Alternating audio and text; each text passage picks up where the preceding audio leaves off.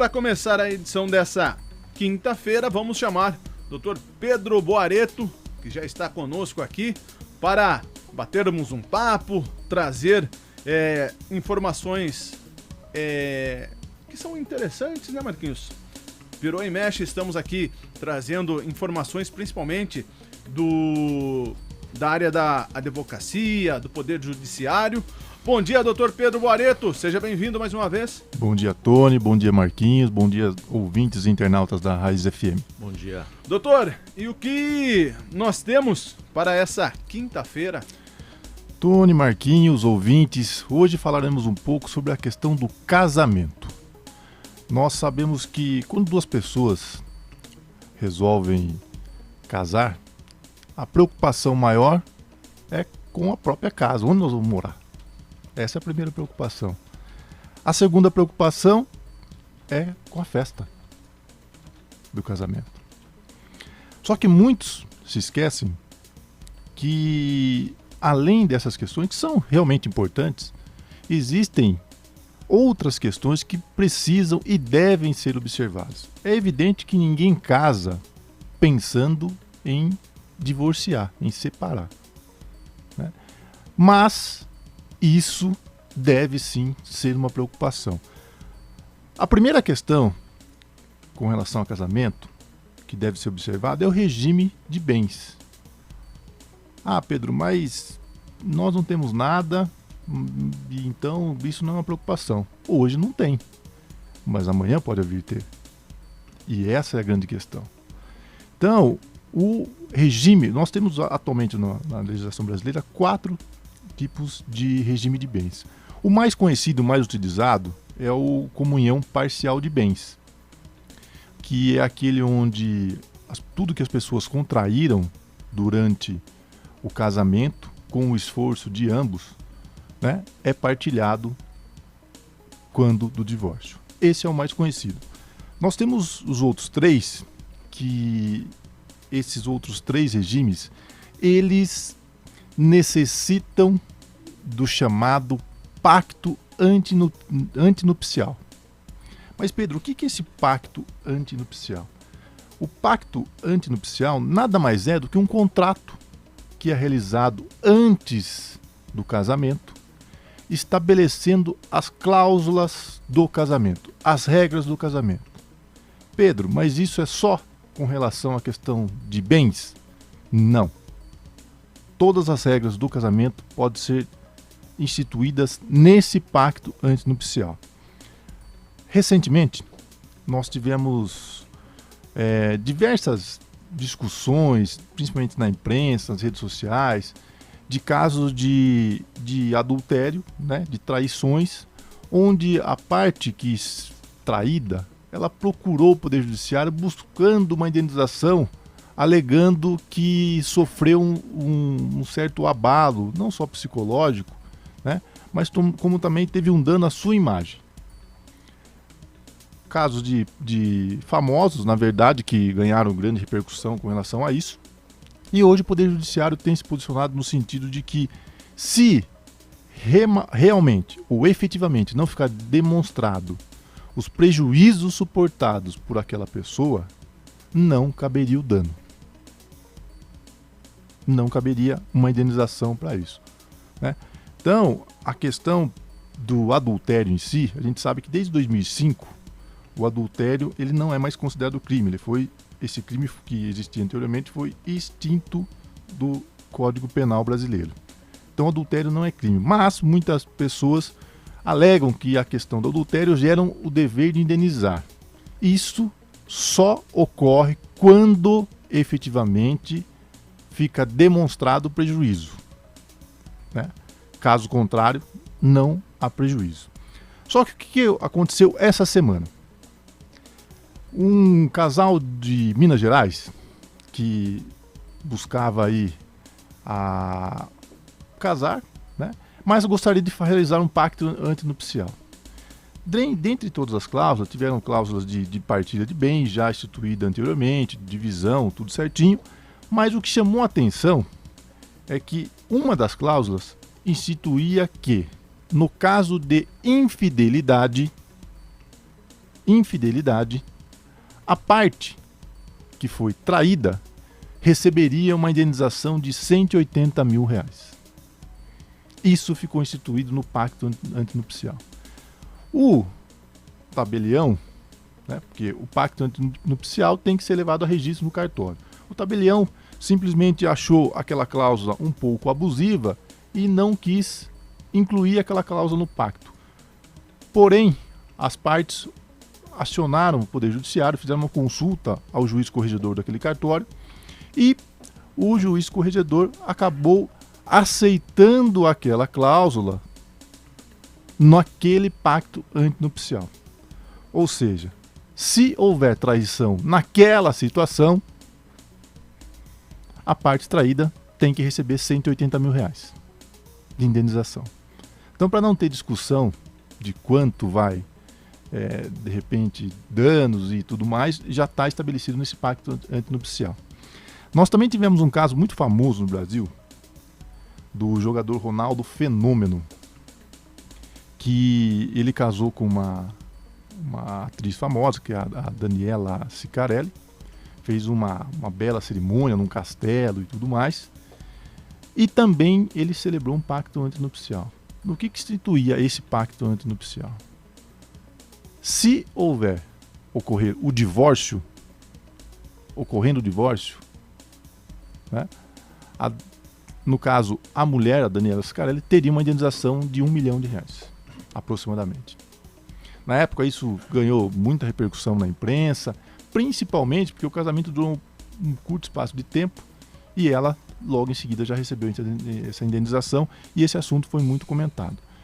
Então, o que eu trago aqui hoje de informação é a importância de escolher o regime de bens quando do casamento, né, que isso tem que ser algo preparatório, porque quando você vai até o cartório, você já tem que estar definido com o regime de bens. Se você, eu desconheço, não sei qual regime de bens iria adotar, o próprio cartório, como via de regra, já adota o regime de comunhão parcial de bens. Né? E também a importância, principalmente, para quem escolhe os três outros tipos de regime de bens, que é o da comunhão universal da comunhão universal de bens. Deixa eu só pegar aqui. Universal de bens. Comunhão universal de bens. A comunhão parcial de bens. A comunhão parcial de bens. Tem uma participação de arestos, né? Também. E deixa eu só pegar aqui. Esse pacto, lógico que o pré tem que ser feito antes, né? Mas pode ser feito depois do casamento, algum pacto ou não? Não. O pacto antinupcial, para ter validade, ele só pode ser realizado, na verdade, anteriormente ao casamento. Até por isso do nome, pacto antinupcial. Ou seja, antes das núpcias. Então, regime da comunhão universal de bens, regime da participação final nos aquestos, regime de separação de bens e o já conhecido regime de comunhão parcial de bens. Tá? Então, precisa tomar um pouco de cuidado com relação a isso. Hoje em dia, tem se observado muito essa questão do casamento, até porque nós, infelizmente, temos nos deparado com inúmeras situações onde os casamentos ocorrem em um curto espaço de tempo, ele já se finda, já acaba. E aí fica toda aquela discussão com divisão de bens e coisas do tipo. Além disso, também é possível hoje instituir outras cláusulas, né, dentro do pacto antinupcial, como ficou, né, demonstrado essa semana na questão da infidelidade, onde foi reconhecido o direito de constar uma indenização para evitar qualquer discussão futura, onde quem traiu tem que pagar para a pessoa traída uma indenização de R$180 mil. É uma inovação dentro do nosso sistema jurídico, né? Mas que traz uma certa segurança para as partes, né? Porque, como disse, o pacto antinupcial é um contrato realizado entre as partes e isso tem que ser muito bem elaborado, muito bem cuidado. Ontem, até conversando sobre isso com alguns colegas, Porque essa matéria foi muito vinculada na imprensa ontem, e um dos meus colegas mencionou: Pedro, mas então eu vou pedir, né? Agora eu não posso mais, porque ele queria voltar para fazer o pacto antinupcial. Mas ele falou assim: olha, é que não pretendo casar né, novamente, estou muito bem com a minha esposa, vou continuar com ela pelo resto da minha vida. Sem pacto mesmo. Sem pacto mesmo. Mas ele falou assim: mas se eu soubesse disso, eu colocaria lá atrás, no meu pacto antinupcial, que eu não queria lavar a louça, não. Ele já deixou bem claro, falou: se eu soubesse, já teria instituído isso. Eu falei: olha, o problema não é você instituir isso. O problema é o que a sua mulher iria querer instituir nesse pacto também. Porque né? Tudo tem que ter o reverso, né? Exatamente isso. Agora, o único alguém tem algum pacto aqui ou não? Alguém fez? Não. Eu fiz um. Quem vai dormir do lado direito e esquerdo da cama só. Porque a única coisa que a gente pode brigar é isso aí do que fazer pacto de 180 mil reais. Para você ver que hoje já existe uma preocupação, não só com a questão de bens, efetivamente, mas também com a questão da imagem, né? É claro que essa informação não foi divulgada de quem seria esse casal e tudo mais, né? Porque se trata de uma questão de família, então existe a questão do sigilo, mas o que é muito falado, principalmente no estado de Minas Gerais, porque foi lá que aconteceu esse fato, é que se trata de duas pessoas muito conhecidas na alta sociedade de Minas Gerais, e até por isso que eles já fizeram questão de estabelecer essa cláusula dentro desse contrato, para que, se acontecer algum tipo de problema futuro, né, já tenha aí uma definição sobre o que realmente vai acontecer e quem vai ter que pagar indenização para quem e qual o valor. Bom, eu acho que nessa situação de realizar o contrato e tal, principalmente os jogadores aí famosos que já vêm nessa levada, né? Vou me precaver aqui porque... Sendo, Tony, hoje em dia, principalmente essas pessoas que venceram na vida, tanto trabalhando, são grandes empresários, comerciantes, como jogadores de futebol, artistas, todas as pessoas que hoje têm um patrimônio considerável, elas valorizam muito essa questão do patrimônio, coisa que antigamente não acontecia, mas hoje tem uma valorização muito grande. Então, quando essas pessoas optam por casar ou viver com alguém, a primeira preocupação dessas pessoas é com o patrimônio. Então, o que eles realizam logo de cara? Vão procurar um advogado para verificar efetivamente o que eles podem fazer para se proteger. É claro que eles não estão ali querendo prejudicar, né, a outra pessoa, muito pelo contrário. Eles já estão querendo estabelecer regras para que fique claro que, olha, se houver o divórcio, a regra é essa. É que nem você citou um exemplo do Ronaldo com a Cicarelli, né? Exatamente. Porque R$1 milhão, muita gente fala: puxa, mas se separar, eu prefiro se separar e pegar esse 1 milhão. Mas no caso pro Ronaldo, não é um valor irrisório, se for fazer considerar pelo patrimônio que ele dele, tem, né? Sem dúvida nenhuma.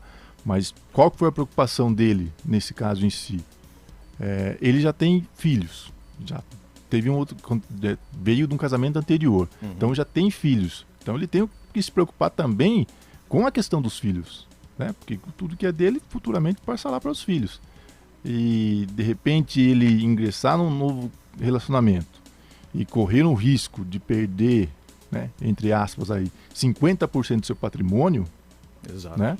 Ele se precaveu, foi atrás de um profissional, de um advogado, que orientou a realizar esse pacto antinupcial e estabeleceu uma regra. Ela concordou e ficou tudo estabelecido quando o divórcio, está tudo certo, né? Doutor, uma questão que eu acho que aí nem acaba entrando em contrato desse tipo, a pessoa está se relacionando e acabaram aí tendo uma gestação, e daí a partir dessa gestação começaram a pensar em fazer a sua união ali, um casamento, mas nesse contrato a criança ela não entra em nenhuma cláusula. Não. A criança tem os direitos dela por lei, né? Isso, a criança já é herdeira, né? De ambas as partes aí. E nesse pacto antinupcial, a criança não efetivamente participa, né? O pacto antinupcial traz regras exclusivas para o casamento, né? As regras com relação à questão dos filhos, elas já estão estabelecidas em legislação específica. Fechou, perfeito. então. Maravilha? Doutor, mais uma vez, muito obrigado pela sua participação. Uma ótima quinta-feira. E na próxima vez que seu time ganhar do meu, não fica cornetando, não tirando sarro, tá? Eu agradeço, Tony, Marquinhos, ouvintes, internautas. Deu a lógica, né, Marquinhos? Como sempre, deu a lógica.